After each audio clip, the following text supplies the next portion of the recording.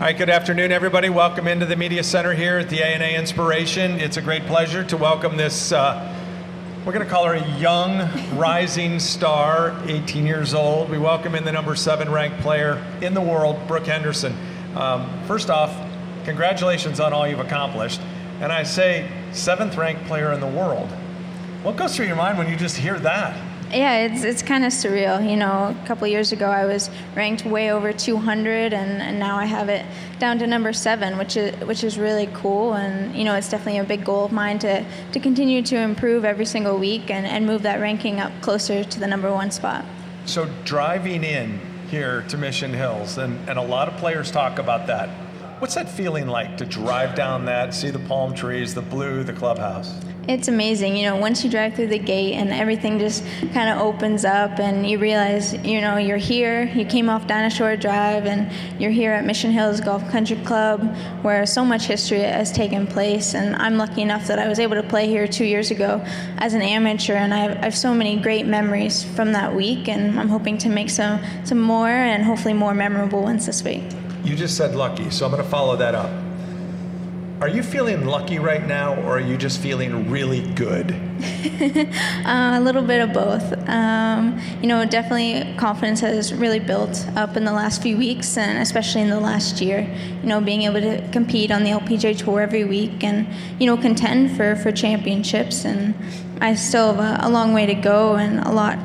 You know, every week I'm just trying to be that little bit better and hopefully, you know, move up my world ranking, move up every week on the leaderboard, and hopefully win some more. A couple more questions from me, and we'll take some out there. So if you've got one, please raise your hand. We'll get a microphone to you.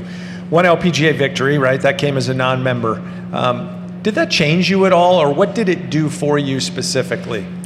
I think the biggest thing was just confidence. Yeah, you know, last year I was working really hard to get my tour card for 2016, and to do that I was either going to finish in the top 40 on the money, which was a big goal because I was only going to play in 10 or 11 LPGA events, or win an event, which obviously is a huge goal, but you never really can expect it, or to finish or to win 3 Symetra Tour events, which I was a Symetra Tour member in the middle of the summer. So, you know, a couple different ways to get my tour card, but, you know, to get the win and get my first LPGA Tour win, get my tour card, it was really a dream come true. It was like the perfect week. And now I'm just trying to recreate that moment every time out. So what is it like to be that Canadian player that everybody follows, and there are media articles everywhere? Do we even comprehend what that might be like? You know, the Canadian support is unbelievable. You know, when I go home and even every week out on tour, you know, I see big Canadian flags, I see the support all around me, and it's awesome. But you know what, I'm building fans in all different countries, and including the U.S. And, you know, people come up to me, and it's really, really incredible experience. And, you know, I'm still looking up to some girls out here on tour like Julie Inkster and things like that, and people now want my autograph and they want my picture with them. And, you know, it's really a dream. Sounds like a dream. Let's take questions here, Missy. I'll follow up a little on that question that Craig had. You know, a lot of people kind of talk about putting up with this celebrity side of things, and you clearly have learned already how to embrace that. Why is that important? How do you view the whole thing, the off-the-course stuff? I love it. You know, if you get attention, it's either you're doing something really right or you're doing something really wrong. And at this point, I think I'm doing things pretty well. And, you know, it's definitely a learning curve and trying to manage time and media requests and things like that. But it's all good, and I'm enjoying it so far. Any follow-ups to that? You good? Yeah. How do you describe sort of fame in Canada? I mean, is it the same as here? Is it, you know, I don't know how you could describe it because you're not experiencing it on the same level here, but is it you can't go to the store, you can't, you know, is it that kind of thing? I think every time I finish well or every time I have a good week, you know, more attention is definitely brought to me. You know, I'm not being bombarded or anything like that, but, you know, people. Yeah, but people definitely know who I am and will want a picture, an autograph, and things like that. Was that a goal? I mean, do you kind of, I don't want to say you thrive on it, but did you hope for that? It's definitely exciting, and then the more of it is better, but it wasn't really a goal of mine. It just kind of comes with it. Well, you said the better you've played, the more it happens.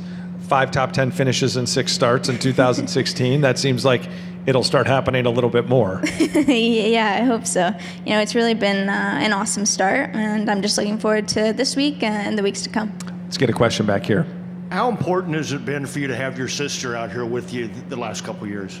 Yeah, I love it. She's my best friend, she's my sister, she's my caddy, and every day out and every week out, we have so much fun together on and off the course, and to be able to share this experience with her it is really, really cool. And not too many people can have someone like that on their bag and then also travel with them and just be with them all the time. So I'm very grateful to have her there. Do you spend more time with her? Like, in other words, do you have a bunch of friends out here that the two of you spend time with, or are you guys pretty isolated and do your own family type of thing? Every week we're building friendships everywhere and relationships with other players and other caddies, and it's really a lot of fun. We've definitely very strong family values and very, very strong within our family, but we've been able to make friendships with almost every player out here, which is awesome. Right there, question. You played here before, but you were an amateur. This is your first start here as a pro. Is the experience much different? Were you in more awe 2 years ago and less now? I think coming into this week, I kind of knew more of what the atmosphere was like, and kind of knew what more to expect, which I think has really helped. And my confidence level is definitely up a little bit from being the number 6 ranked amateur to the number 7 ranked pro in the world. It's definitely a little bit of a difference, but those memories that I made 2 years ago have really prepared me for this week, and I was so excited to get here. It's been something that I've been really looking forward to over the last couple months, even to get here to Dinah Shore and get to play this course. Clearly, your expectations would be this week. Hi there. to potentially win the golf tournament. What were your expectations 2 years ago when you were here? 2 years ago, I think this was maybe my 3rd or 4th LPGA Tour event. So, making the cut was huge. You did that? I did that. Yeah, I shot 77 the first day and was really kicking myself, and then was able to come back with a 67 the next day to make the cut and climb up the leaderboard quite a bit. So that was definitely a good experience, and knowing that I can come back after a disappointing round. You finished tied for 26th in that appearance. Question right back there. Just looking at the stats, your scoring average on the weekend's about 2 shots better than it is Thursday, Friday. Any thoughts on how maybe you can get yourself off to little quicker starts in events? Yeah, that's definitely my goal over the next couple of weeks, is to get off to faster starts on Thursday, Friday, and hopefully see my name at the top of the leaderboard for more than just 2 days on the weekend. Last week I was kind of out of it, T30 going into Sunday, and then was able to shoot a -6 round and shoot up the leaderboard to T10. So I think, the faster starts, and hopefully just continue to be better on the weekend. Just to follow, how do you think a lot of people think this course sets up really, really well for you? Just a thought on how it might play to your strengths this week? Yeah, I think hitting fairways is definitely key. I'm normally a pretty straight driver of the ball, which I think will be helpful, and you just really got to play smart here. There's a lot of holes that can jump up and bite you, or you can make birdies if you're playing well and hitting it to the right spots. I want to get back to something that you kind of alluded to, and we were talking about the pressure potentially of representing your country. Now the Olympics are coming up. We had a press conference earlier with a couple of players, and Missy Franklin's here, and there are other Olympic athletes as part of the ANA Inspiration.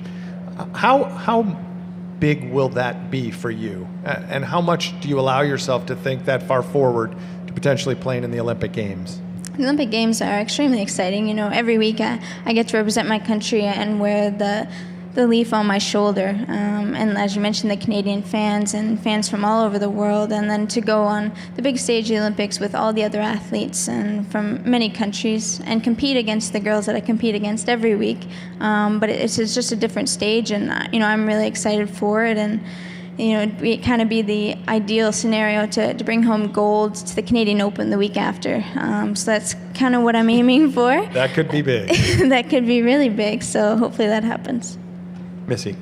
We know you grew up playing hockey and playing goalie. Looking at your two loves, it doesn't seem there are many similarities between the two. How do the personalities of those two sports and goalie and golfer kind of mesh for you? There's actually quite a few similarities between the two. I was a goalie, so there's a lot of pressure back in nets. You're either the hero or you're not for your team every time out. And, it built a lot of strength, lower body strength in particular, carrying around those big pads and skating with the other forwards in practice and things like that. It's really helped out my game a lot. As I mentioned, the pressure, the strength, and just overall, golf is very much an individual sport where hockey is kind of the team idea. But now out on tour, I have a solid team around me with my dad and my coach, and my mom's been able to travel a little bit too, and having my sister on the bag where it's kind of teamwork every single day, and I kind of learned a lot from that from hockey. Do you still get to skate at all? And did you play with boys growing up? No, hockey is huge. So there's a lot of girls teams, and I come from a town of 9,000 people, and there's 3 hockey rinks. So it's really a kind of big deal back home, and I don't get to skate very much. I think the last time is in 2014, so it's been a while. Would you outskate almost any player on the LPGA speed-wise? Are you quick, even though you were a goalie? I don't know about that. I was pretty good a couple of years ago, but I don't know about now. Do you think being a goalie, actually, you didn't have to, wingers would take shots on a goalie, right? And you've seen hockey players, professionals, try to play golf. They have a hockey swing at times, right? That probably helped you not being a winger or a center. Yeah, a little bit. I mean, I still shot a little bit in nets, and that built a lot of strength in my arms too, because I had a blocker and a trapper where you couldn't really grip the stick very well, and the stick's a lot heavier than a forward, so kind of the opposite way, the way I swing, but I think it kind of helped with coordination. I want to ask you a question about preparation, not about a major championship, but over the last few years, we've had players like Lexi Thompson, we've had players like Lydia Ko come up here and be incredibly poised with this whole process. You're sitting here right now, and I'm sitting across from you, basically wowed by the composure that you have. Did you prepare yourself in any way for this? Forget the crush of crowds and that sort of thing, but this type of thing. Yeah, a little bit. If you play well and you get to the big stage, you hope to have things like this come along with it. And I think, being a top amateur, top junior, you kind of get ready with the media, and then the better you play, the more practice you get. And I'm really enjoying it up here, and hopefully I'll be up here for the next 4 days. For the next 4 days. Any other questions from the audience? Last one from me. Have you allowed yourself, we talked about the Olympics and thinking forward, you've seen a few of the jumps, the leaps into Poppy's Pond over the years. I'm sure you've probably got a robe at home. Have you thought about that robe, and have you thought about what type of a leap you might make? It's definitely crossed my mind. It has? It has, for sure. I think that's everybody's goal and everybody's dream once they see Poppy's Pond in real life and even on TV. And I know growing up as a little girl, this is one of my favorite tournaments, so hopefully someday I'll make that leap. Best of luck to you this week. Thank you very much for coming in. Thank you. Brooke Henderson.